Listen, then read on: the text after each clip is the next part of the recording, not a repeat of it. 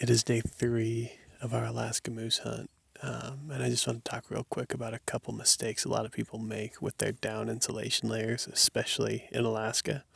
I'll jump right into it. Number 1 is expecting your down layer to be as warm or warmer with a raincoat over top.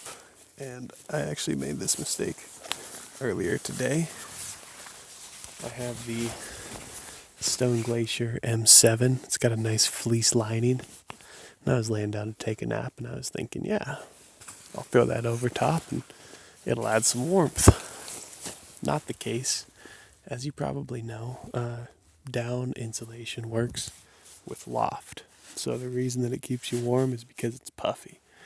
Now, you throw a heavy raincoat over top of that, and in a lot of the contact areas where heat is going to get lost anyways, you're just compressing that down. So I was sleeping with my raincoat on, and I was colder. I took my coat off, and I was warmer. So it may seem a little backwards because you've got less material on you, but you're going to stay warmer if you can keep this puffy on the outside of your body. Now, that does lead me to the second mistake that a lot of people make, which is letting their down layer get wet.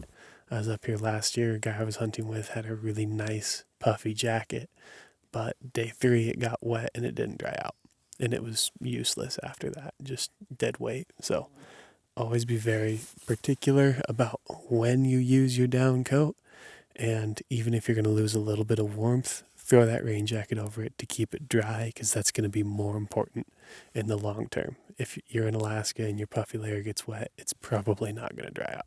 Now, the third mistake that a lot of people make, myself included, is not agitating their down before going on a trip like this.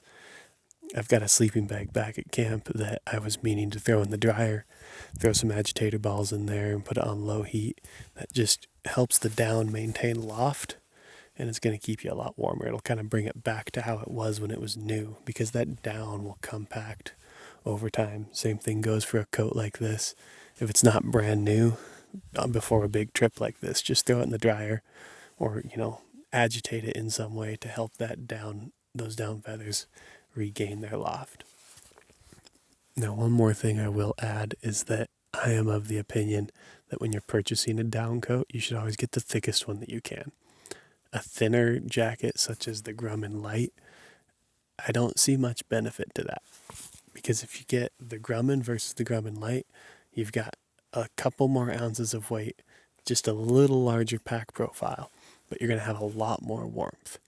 And really, you shouldn't be wearing a down jacket, no matter how thin it is, for any sort of activity. That's what you got. That's what you got your synthetic layers for, like the Cirque.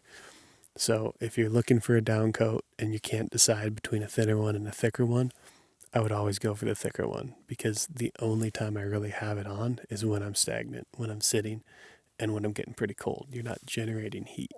So, got a moose call over there. Anyways, that's all I got. Hope it helps. Reach out to Gearful if you got any questions on purchasing decisions. We'll try and help you out.